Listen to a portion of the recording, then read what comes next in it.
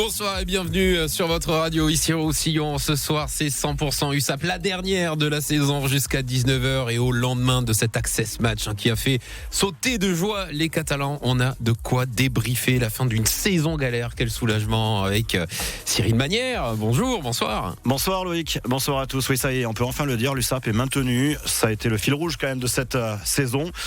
Comme tu l'as dit, elle était quand même galère, mais elle se termine sur une belle fête, sur une belle note, sur un gros soulagement.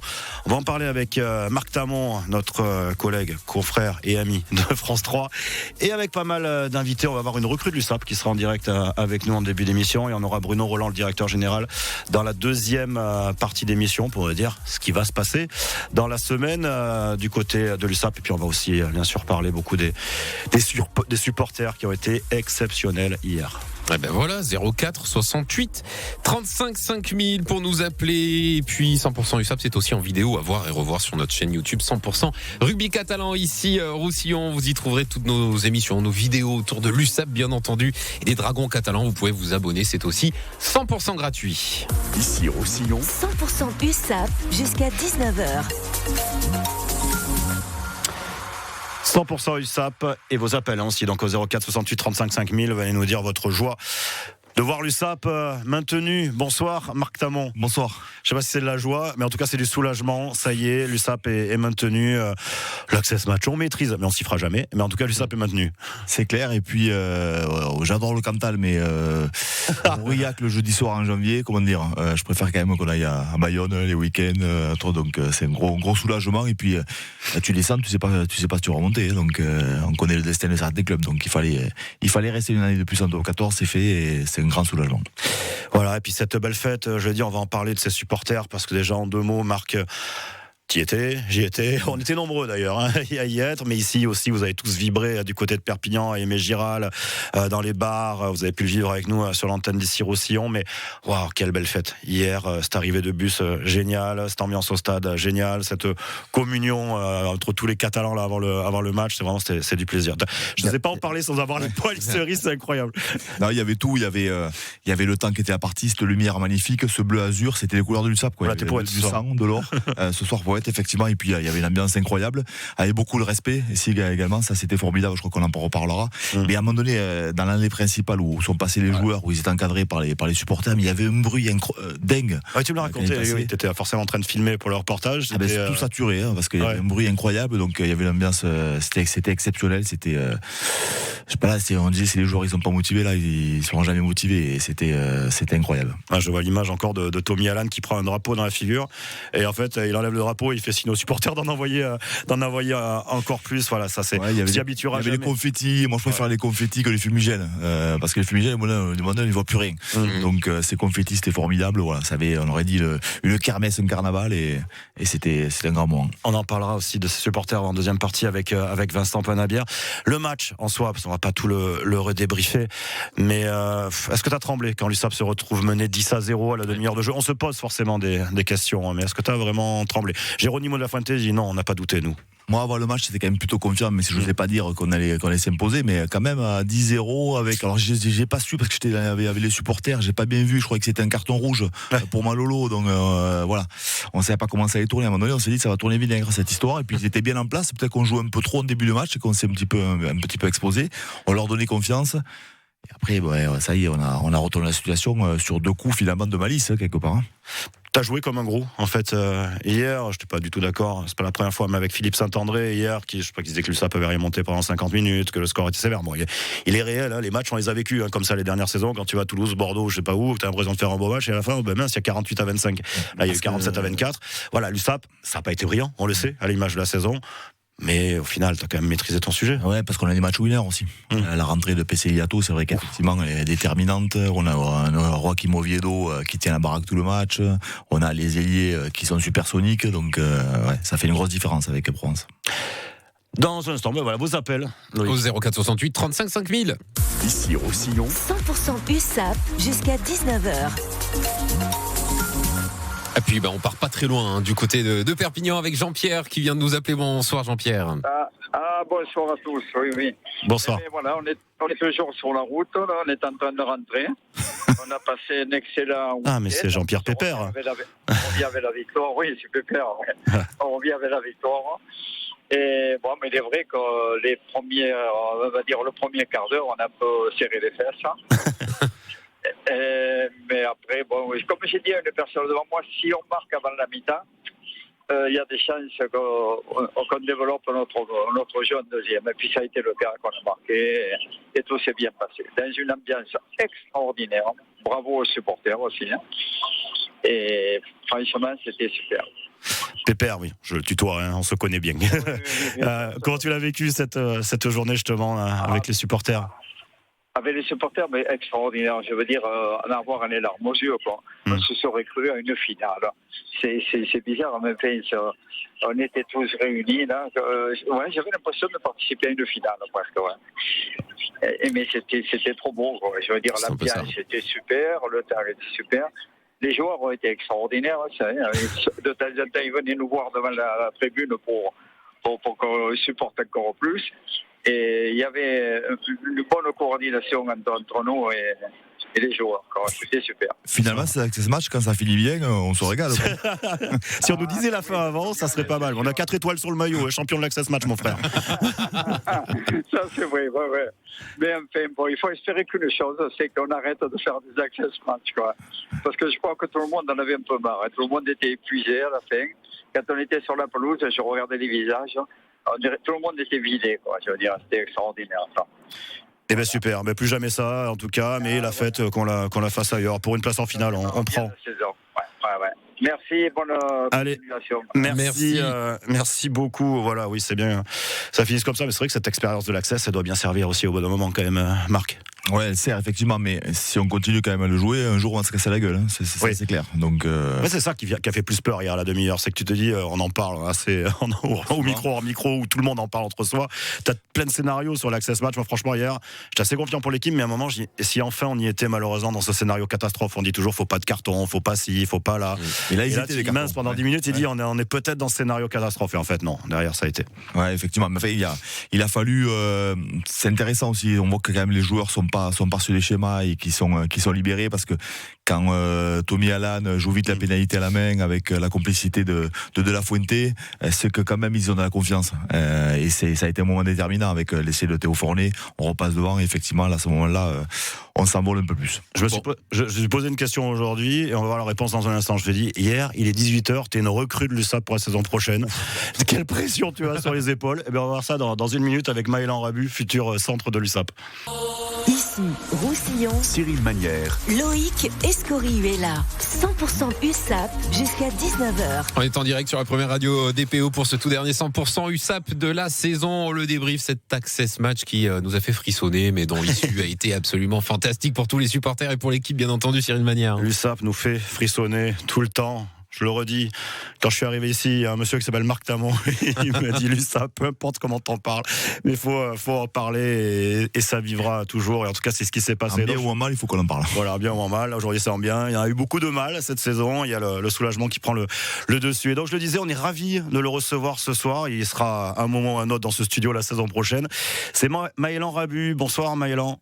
Bonsoir, merci de me recevoir au lendemain de cette belle victoire de l'USAP.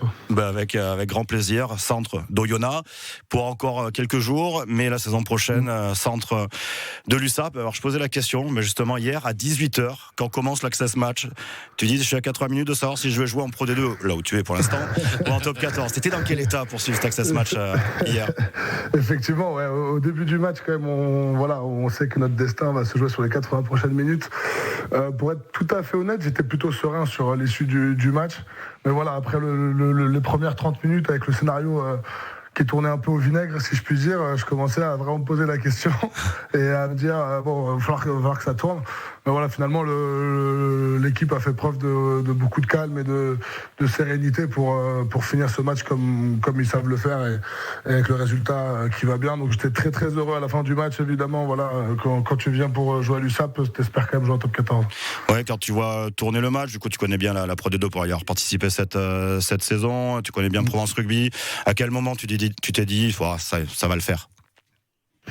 Après, quand ils ont commencé à scorer le premier essai, puis après surtout le deuxième essai juste avant la mi-temps, je crois que ça a quand même fait pas mal bousculer le match. Et puis après, au retour des vestiaires directement, ils ont tout de suite repris le score. On a vu que c'était pas la même équipe. Il y a eu des entrées en jeu, notamment de Pisseliato là, qui fait beaucoup de différence. Ils ont mis un peu plus d'intensité dans les contacts. J'ai l'impression qu'au début du match, Provence un peu dans l'énergie, dans l'euphorie, et en défense c'était très très costaud. Donc je me suis dit avec le top 14, c'est des matchs qui sont quand même avec plus de rythme, etc. Je me suis dit que ça allait finir par tourner, ça a été le cas. Maëlan, tu le savais déjà au moment de signer, tu sais que tu arrives chez les fous. Tu as vu les images, je suppose, du public. Quel est ton ressenti? Je ne sais pas si tu as vu toutes les vidéos d'arrivée de bus, de ferveur. Quel est ton regard de te dire je vais jouer dans ce club? Bien sûr, on est chauvin, tu vas vite l'apprendre, on le sait, mais on sait qu'on est le meilleur public de France. Quel est ton regard là-dessus? Je suis d'accord avec ça. Non, c'est connu. Perpignan, évidemment, j'ai vu toutes les images. Quand tu fais ça, ça donne juste envie de rentrer sur le terrain et de défoncer pour ce club, qui en plus c'est un club historique qui a un grand passé et puis avec des supporters qui sont merveilleux, qui sont là partout dans les bons et dans les mauvais moments. Donc franchement c'est juste excitant et ça donne envie de rendre ce qu'ils donnent aux joueurs, quoi. Bon, en termes de Fada, t'es passé par Toulon quand même aussi. Il y a quelques similitudes, mais on m'a dit que Perpignan c'était encore plus, donc donc je suis très excité à l'idée de rencontrer ce public, quoi. Tu as déjà joué à Aimé Giral? Pas si souvent que ça, mais tu as déjà joué. À Aimé Giral, j'ai déjà joué. J'avais fait un match de prépa avec Toulon. Et c'est tout. Sinon, j'avais joué en jeune aussi une fois. Alors déjà, aussi, j'aurais dû commencer par ça. Tu as une fin de saison un peu galère. Tu t'es blessé à Oyonnax. Comment tu es? Écoute, sur la récupération, je suis plutôt bien. J'ai été opéré assez rapidement après ma blessure au CHU de Lyon avec un bon chirurgien. J'ai ensuite fait ma kiné en maxillofacial, donc sur la mâchoire. Et j'ai aussi pu reprendre un peu la prépa physique et les entraînements. Donc je commence à revenir en forme et avec une mâchoire quasiment consolidée. Donc il me reste un dernier point début juillet avec le chirurgien, mais a priori je devrais être opérationnel pour le début de saison. Ta venue à l'USAP, ça a été annoncé il y a quelques mois. Qu'est-ce qui t'a motivé, ce choix de venir à l'USAP? Comment s'est-il fait? Ça a été, il y a une période un peu où il y avait forcément des clubs, il y a des choix à faire, etc. Il y avait l'intérêt d'Oyonnax que me portait, mais finalement, moi j'avais envie de retenter l'aventure top 14 avec Perpignan. J'étais assez persuadé qu'ils allaient se maintenir sur cet access match, parce qu'on le sait finalement depuis assez longtemps. J'étais préparé à ça. Puis en fait, j'ai rencontré aussi le staff qui a eu un discours qui m'a beaucoup plu. J'aime beaucoup l'ADN qu'ont par exemple Nado et Labitte sur le rugby qu'ils essayent de faire, sur l'intérêt qu'ils m'ont montré, etc. Donc j'étais assez convaincu. J'ai aussi visité le centre d'entraînement, etc., la ville, le contexte, les supporters. Donc ça a été un choix global, mais donc je suis très content et voilà un peu comment le choix s'est fait. Marc?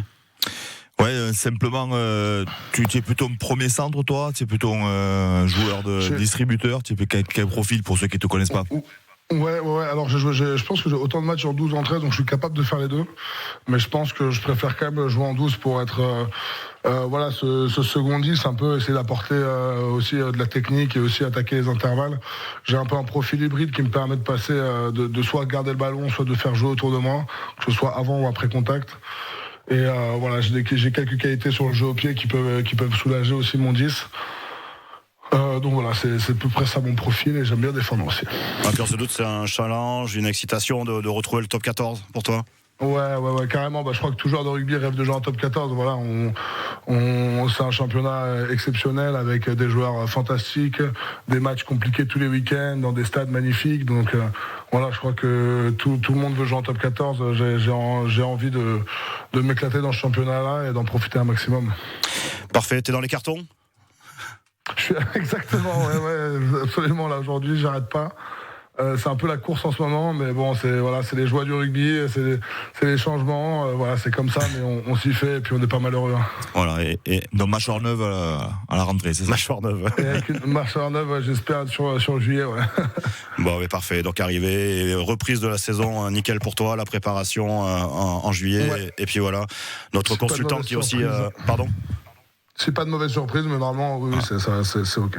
Notre consultant qui est aussi ton ami, hein, Quentin Etienne, c'est bon, t'as bien vendu la région, l'ex-demi d'ouverture de l'USAP. Ouais, on s'est forcément appelé au moment de la signature. Voilà, je connaissais quelques mecs dans l'équipe et notamment aussi Quentin Etienne, dont j'étais assez proche à Vannes, donc je suis très content de le revenir. Et puis voilà, il m'a rassuré sur la région et il va m'aider sur mon arrivée, etc. Donc je suis très heureux d'arriver et de le retrouver aussi. Ouais. T'inquiète, on est sage et calme ici, Maëlan. Tu vas vivre une vie paisible. Si tu gagnes, tu vas vivre une vie paisible. Ouais, c'est ça. Merci beaucoup, Maëlan. Profite bien de tes vacances et on te voit en Sankéor très bientôt. Oui, absolument. Merci beaucoup de m'avoir invité. Et puis, avec plaisir. Hâte de découvrir le club, la région et ses supporters. Et la radio aussi. Parfait, la radio. Merci Maëlan, à bientôt. Merci beaucoup. Ciao, merci beaucoup. Merci Maëlan. La suite avec Nissi Express, avec le carton ou le bonus. Et puis tiens, elle est aussi joueur de foot. Zizou. Ah oui, oui. Ah que coucou. Ici Roussillon. 100% USAP jusqu'à 19h. 100% Ici USAP. Roussillon. Tous les jours à vos côtés. 100% USAP, disais-je. Tous les jours à vos côtés, bien sûr. Et Cyril marque cette impressionnante ferveur pour l'USAP. On l'a bien constaté sur nos réseaux sociaux ici Roussillon, sur nos vidéos. Rien que sur la journée d'hier, c'est plus de 500 000 vues de ces images de joie, de fête des supporters catalans. Sur le témoignage aussi de ce fan de l'USAP qui a fait l'aller-retour Montréal-Aix-en-Provence. On le salue. Alors, il a dit qu'il nous écouterait en arrivant. Là, il est dans l'avion. Ah bon voilà, solo. Comme on dit par là-bas. Sur 3 jours, il a fait l'aller-retour rien que pour voir le match et pour dire à quel point il soutient l'USAP. Merci à vous depuis le début du mois de juin. C'est plus d'1 million de vues cumulées sur les vidéos sport d'ici Roussillon, sur l'USAP et le rugby à 13. Puis on en profite aussi pour vous dire que vous allez pouvoir voter sur notre chaîne YouTube, désigner qui est selon vous le meilleur joueur de l'USAP cette saison. C'est sur notre chaîne YouTube 100% rugby catalan, ici Roussillon. Ici Roussillon, le bonus. Ici Roussillon. C'est l'heure du bonus, coup de gueule ou coup de cœur. Après cet Access Match, on a vraiment une petite idée quand même. C'est Vincent Panabière, président des Trabous, qui nous répond. Je m'y suis pas tenté. Bonsoir Vincent Panabière. Bonsoir Loïc. Salut à tous. Ah ouais, c'est bon, on vous entend Vincent. Cyril. Le coup de cœur, le Vincent, coup de cœur, d'hier. Ouais, le coup de cœur évidemment, parce qu'après une saison vraiment très très difficile, qui avait très très mal commencé, on a vu que personne n'a rien lâché, les joueurs ont été mobilisés jusqu'au bout, et le public les a suivis, malgré les épisodes douloureux qu'on a vécu en début de saison. Du coup, on a vu quand même que tout le monde était mobilisé, et voilà la communion hier entre tous les clubs de supporters, entre tous les supporters qui n'en font pas également partie, mais voilà qui s'étaient mobilisés pour faire ce déplacement, et on a vu les joueurs entre terrain finalement et tribune, a été magnifique, et voilà, c'est le gros coup de cœur cette fin de saison, parce qu'on a vu que tout le monde a tiré dans le même sens, et c'est ça qui fait gagner l'USAP. Voilà, d'ailleurs Vincent, reste avec nous encore 2-3 minutes. On avait prévu de parler des supporters. On a une autre question à te poser justement par rapport à l'organisation des supporters qui nous a impressionnés, notamment avec Marc hier, et sur le super travail que vous avez tous fait. Ici Roussillon. 100% USAP jusqu'à 19h. Voilà, on a commencé à en parler, et comme on dit à chaque fois, Marc, on ne le dira jamais assez. Voilà, ce public, il est exemplaire. Des fois, on l'a critiqué. Et il y a eu des choses pas toujours top. Mais hier, j'ai pas vu le moindre incident. J'ai vu que des gens heureux, de la fête, une organisation fantastique. Tout était parfait. On espère que tout le monde a pris conscience de ça. C'est tellement agréable comme ça de constater que c'était un match où tous les deux publics ont sympathisé, ont fraternisé, comme souvent. Mais là, encore un peu plus, qu'il n'y a pas eu un incident. Tout le monde s'est tenu. On a vu le comportement, il faudrait le signaler, effectivement, des présidents de Peigne. J'en ai observé quelques-uns, les Farfadés, les Baratines, les Traboucaires. Ils sont là à l'affût, ils regardent de suite si quelqu'un va un peu trop loin. C'est un boulot énorme, c'est les bénévoles, faut le rappeler quand même. Donc s'occuper de cette organisation comme ça, avec des centaines de supporters à faire venir, à transporter, à maîtriser. Donc c'était remarquable, et effectivement tout le monde a été à l'auteur. Il y avait la passion, mais le respect de tous, et le respect des lieux, le respect des adversaires. Donc c'était formidable. Il y avait tout jusqu'au bout. Vincent, voilà, quand on organise, alors même si tu commences à en avoir l'habitude comme d'autres, mais c'est une lourde responsabilité sur une journée d'hier pour que tout se passe bien autour du stade. Ouais, grande responsabilité surtout de faire passer les bons messages. On a énormément de personnes qui sont habituées à faire des déplacements, donc ces personnes-là, ils ont les codes finalement de comment se comporter. Et l'objectif aussi pour les clubs de supporters, c'est de faire passer le message aussi auprès du grand public, aux personnes qui viennent juste quelques matchs en déplacement. Voilà, c'est de rappeler aussi le respect du club qui nous reçoit, qui nous a d'ailleurs très très bien reçus, il faut le souligner. Le respect du lieu où on est accueilli. Je vois que tout le monde n'empêche a fait l'effort sur les poubelles, sur le fait de ne pas faire griller n'importe où, le fait de respecter l'environnement. Et ça, ça a été quelque chose de très important. Évidemment, la consommation d'alcool. Je trouve que tout le monde s'est maîtrisé hier. Ouais. J'ai vu personne exagérer comme ça a pu être le cas à certains moments. Donc voilà, c'est des choses à souligner. Ça veut dire que les messages passent et que tout le monde se met au diapason de cette réglementation, si je puis dire, qui est finalement de bon sens. On fait la fête, mais dans la mesure pour qu'on puisse ensuite tous profiter du match en pleine forme, si je puis dire. Il y avait même des bières sans alcool. Ouais. J'ai vu du côté des Farfadets. Ils avaient tout prévu. Qu'est-ce qui se passe? Non, mais bon, en tout cas, voilà. C'était une offre, en tout cas, ça existait, donc c'est bien aussi. Et quels sont...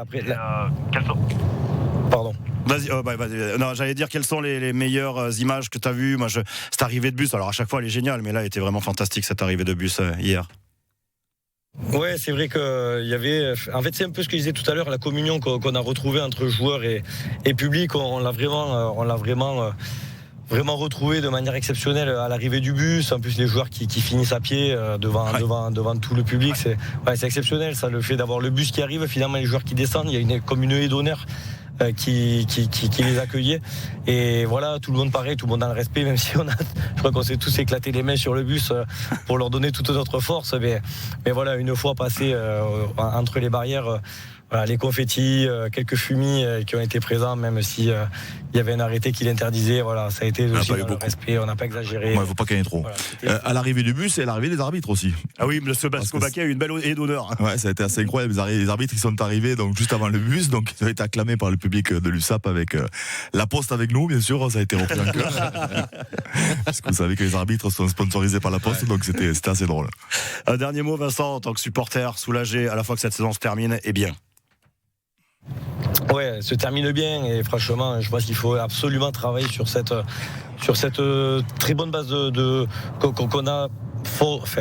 Sur ce ciment qu'on a forgé cette année, c'est des belles fondations pour l'année prochaine. Je pense que si on arrive à faire un bon début de saison, ce dont je ne doute pas, parce que tout le travail qui a été fait depuis le mois de décembre, il a porté ses fruits. On a vu une équipe qui, malgré être dans la difficulté à la demi-heure de jeu, ne s'est pas affolée. Au contraire, elle a su se remobiliser en étant même à 14 et aller chercher cette fin de première mi-temps magnifique. Et ensuite pour dérouler en deuxième. Donc on sait une équipe qui a pris confiance, une équipe qui sait vers où elle veut aller.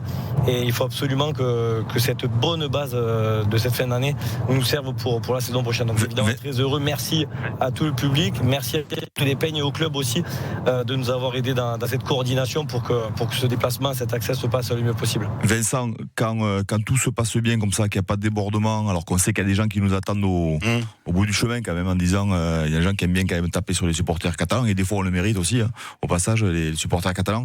J'imagine que c'est un immense soulagement d'avoir donné la meilleure image possible du public.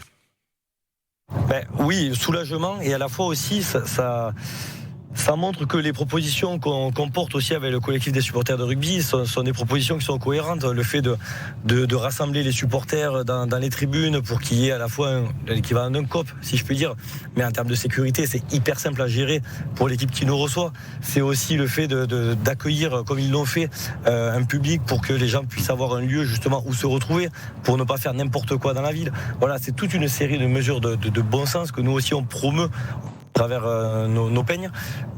Aujourd'hui évidemment c'est un soulagement, mais c'est le résultat d'un gros travail qui est fait à la fois par l'USAP, par les peignes, mais aussi en l'occurrence ce week-end par le club d'Aix-en-Provence qui nous a très bien reçus. Voilà, et puis on va te remercier Vincent, et ce que j'ai bien aimé aussi c'est le drapeau bayonnais dans le COP catalan. Et puis j'ai mon collègue de Var-Matin qui dit j'hallucine, j'ai vu des supporters de Toulon avec l'écharpe de l'USAP au match hier, donc très bien, on est les bienvenus en top 14. Merci beaucoup Vincent, on va même se quitter en musique, on l'a dans la tête hier cette chanson. Parce qu'une fois n'est pas coutume, il est tellement content Cyril Manière qu'il a décidé de choisir le disque coup de cœur. le fameux bouclier. Allez les Sankéos, on chante encore plus fort, sans rien lâcher. USAP allez. Oh,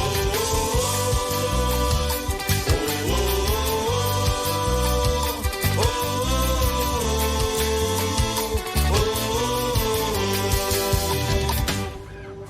Par un soleil. Allez, 100% USAP, la dernière de la saison. Ça continue, restez avec nous.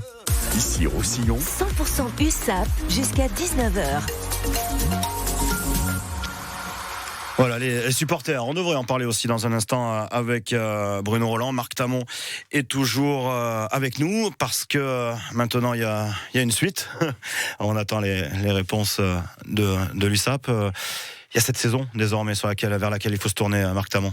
Ah oui, puis cette saison, elle s'annonce. On n'a même pas le temps d'en profiter.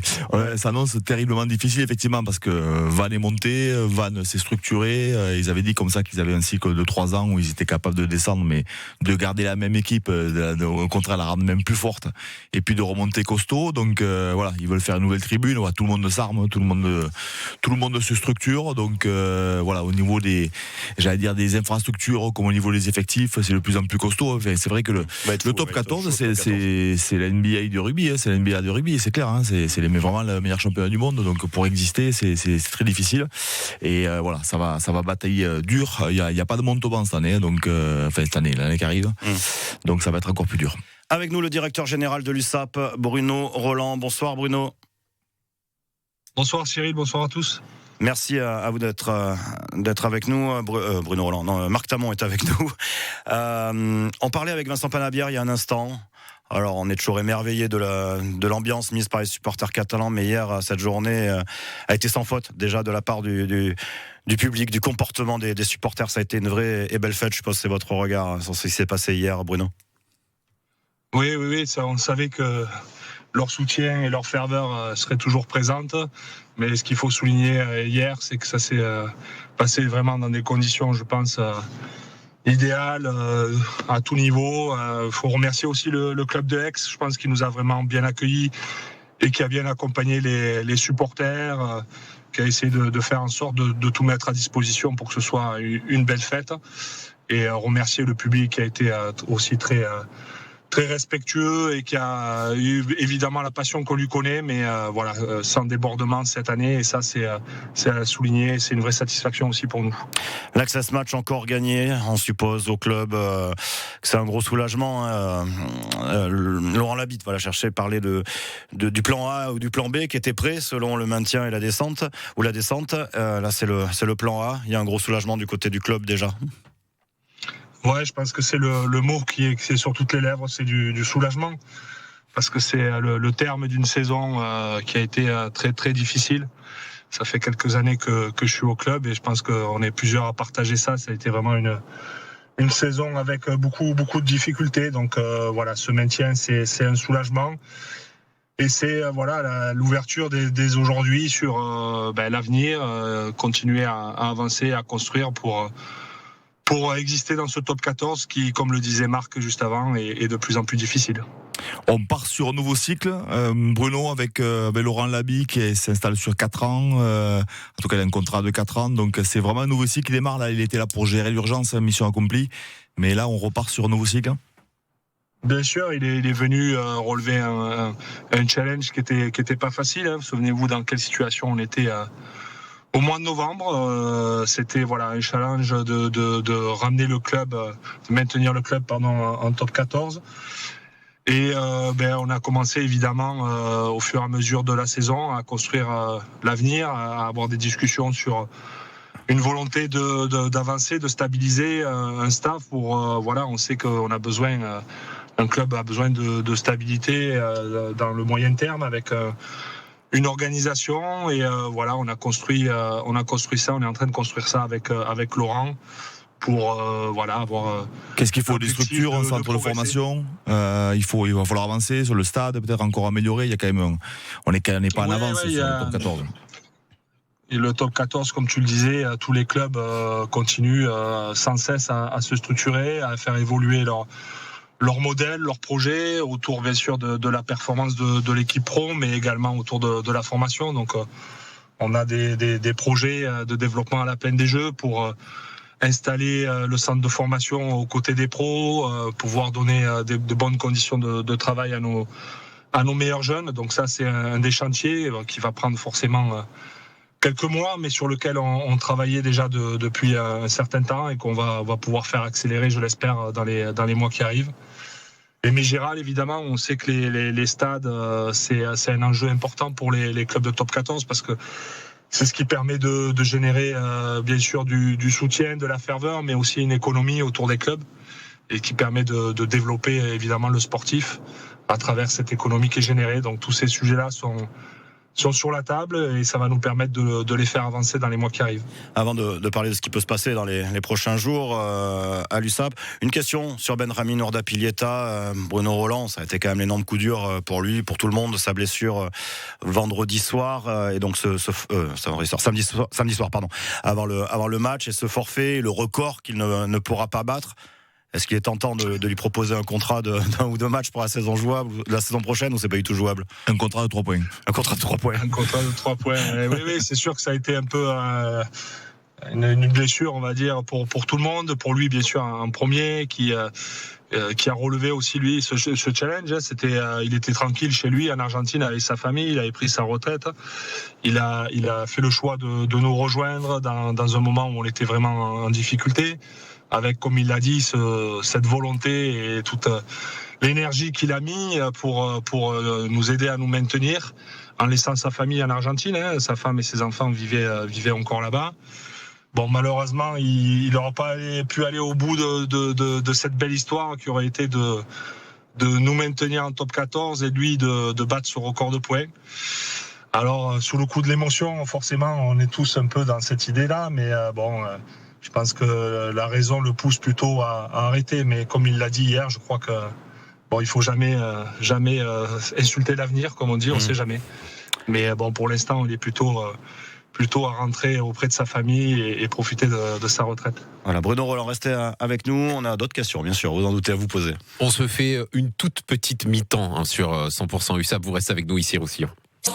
Ici, Roussillon. Cyril Manière. Loïc Escorihuela. 100% USAP jusqu'à 19h. Allez, la bonne nouvelle, circulation pour vous qui êtes sur la D66 après l'accident du côté de Marquichane. Ça y est, la route est ouverte. À nouveau, 100% USAP, la dernière de la saison, avec notre invité Bruno Roland, Cyril. Marc Tamon en studio avec nous. Bruno Roland, comment ça va se passer dans les prochains jours à l'USAP, vu que le plan A est activé? Comment ça va se passer? Est-ce que des annonces de recrues vont arriver très prochainement? Ouais, comment ça va se passer? Les joueurs se sont rassemblés là aujourd'hui pour un dernier moment un peu de partage, de convivialité avec les familles, puisqu'ils sont en vacances à partir d'aujourd'hui. Quelques-uns vont partir certainement en tournée. On attend les listes. Le staff, lui aussi, sera en vacances. La reprise est prévue le 15 juillet.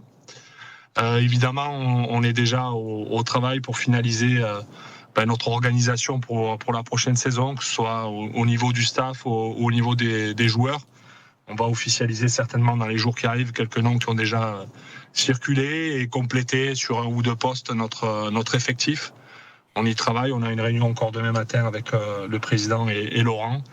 Et vous inquiétez pas, on annoncera tout ça rapidement. On s'inquiète pas, voilà. Mais donc un entraîneur de la défense qui va être officialisé très prochainement. Probablement, on contredisait, si je me trompe, Nicolas Godignon. On parle d'un ouvreur Roseburn et du troisième ligne Lachlan Swinton qui était la semaine dernière à Aimé Giral. Et quels sont les postes supplémentaires que vous pouvez chercher?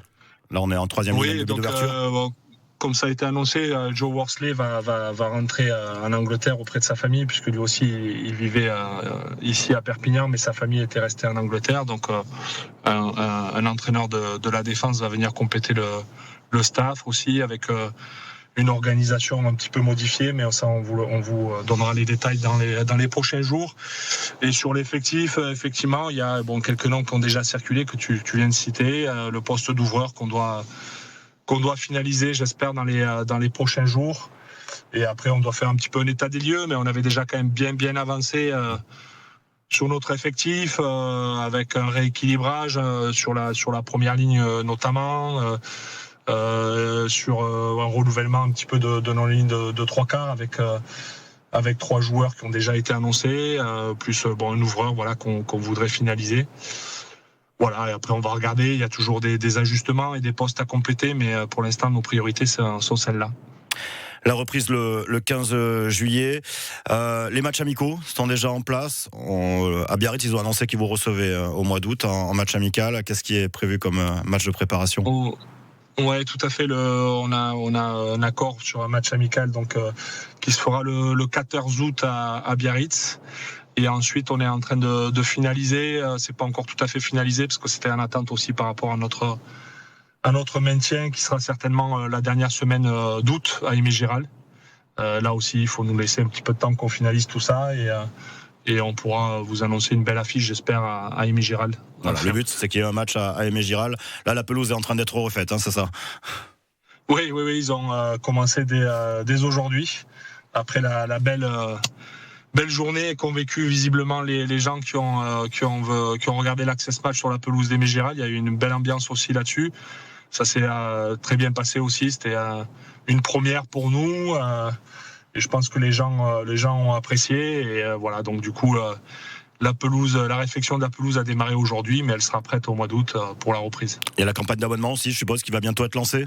C'est en principe, ça arrive très vite. Bien sûr, ouais, sous une quinzaine de jours. On va lancer la campagne de réabonnement d'abord et d'abonnement.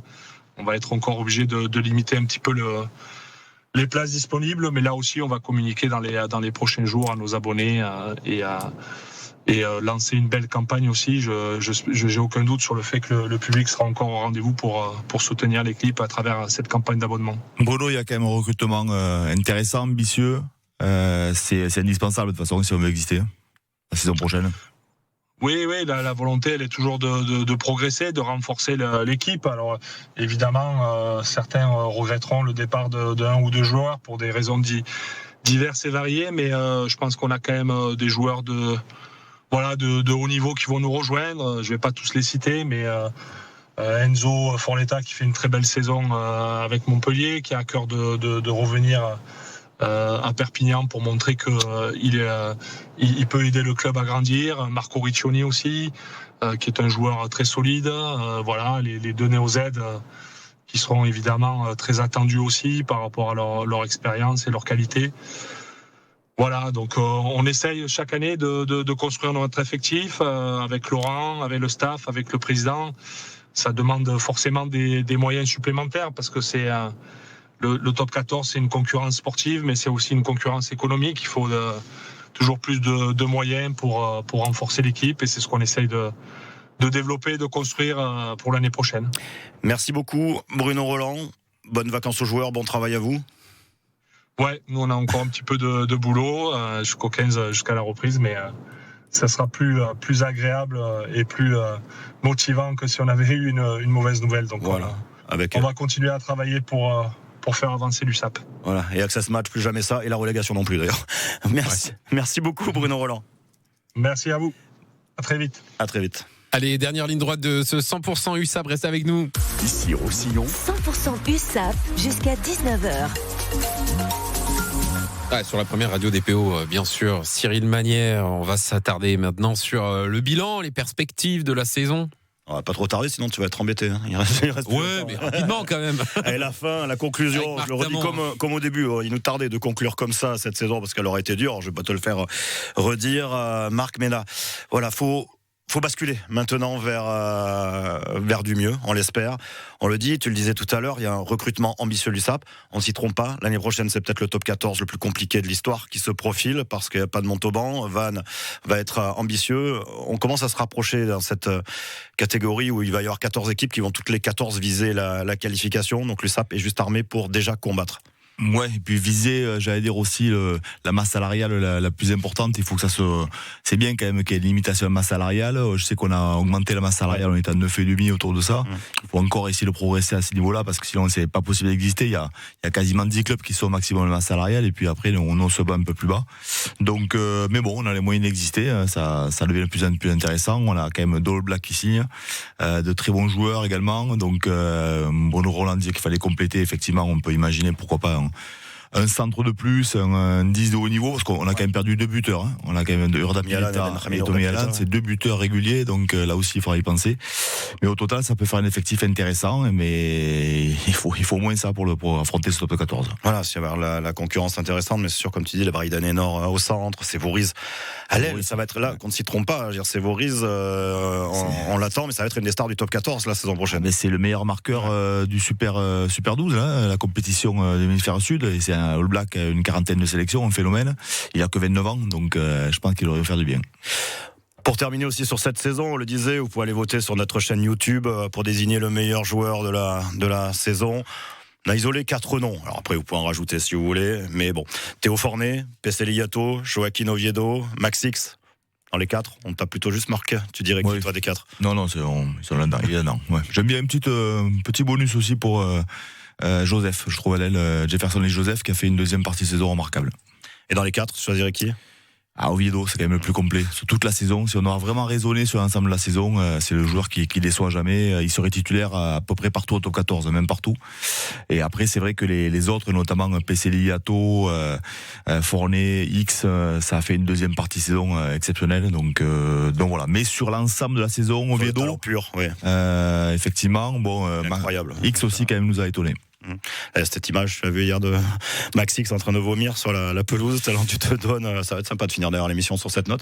Mais voilà, ça prouve en tout cas l'engagement de ce garçon qui est dommage qu'il s'en aille. Effectivement, c'était un choix. Newcastle est très ambitieux. Je pense qu'ils ont mis les moyens qu'il fallait. Il avait aussi des familles à retrouver en Angleterre, mais en tout cas, on se rappellera longtemps de ce joueur. Et justement, Bruno Roland parlait de ces listes de sélectionnés arrivées. Est-ce qu'on pourrait, on y croit d'avoir un petit gars d'Espira dans cette liste, quoi? Théo Fornet, c'est quand même un sacré athlète. Il est magnifique. Il est fabuleux. La partie de saison, c'est énorme. Sa vitesse, je trouve qu'il est en progression constante. Peut-être encore qu'il progresse sur les balles hautes, mais pour le reste, il a été souvent déterminant avec l'USAP et servi dans les bonnes conditions. Il pourrait aller très loin, très fort. Voilà, on suivra ça. En tout cas, on le redit, ce que nous disait Bruno Roland, la reprise le 15 juillet pour les joueurs de l'USAP. Après, c'est le schéma, on le connaît par cœur, on va tous attendre le calendrier, où est-ce qu'on va dès le début de saison. La reprise, ce sera tout début septembre pour l'USAP. 2 matchs amicaux, un à Biarritz le 14 aut, En général, c'est une belle affiche. Ouais, voilà, c'est fin août. J'ai pas regardé du tout, ça j'en sais rien, ne prenez pas, je le dis en l'air, mais une belle affiche à Aimé-Giral. Et puis il y aura une compétition, un challenge européen que j'ai la chance de suivre, qui peut être sympa aussi à jouer. Il y a quelques équipes, et notamment Montpellier, qui a vécu une belle aventure avec le challenge européen, donc il faut le dire. Eh ben merci Marco, tu seras toujours là. J'espère. Si on n'est pas bien, si Marc Tamon ne nous suit plus. Merci beaucoup. C'était 100% USAP. Encore une belle saison avec vous. Elle se termine bien. Donc on est heureux. On vous le redit. Vous pouvez revoir cette émission dans quelques minutes. J2 et Étienne vont faire le nécessaire comme à chaque fois pour que cette émission soit diffusée sur notre chaîne YouTube 100%. Je commence à être fatigué aussi depuis. Oui, mais oui, 100% rugby. On a tremblé hier avec Marc. On s'est vu toute la journée. La voix elle est à peine revenue. 100% rugby catalan. Exactement, sur YouTube, donc. 100% rugby catalan, 100% ici Roussillon. Voilà, merci beaucoup. Merci et à tous. Très vite. Ici Roussillon. 100% USAP.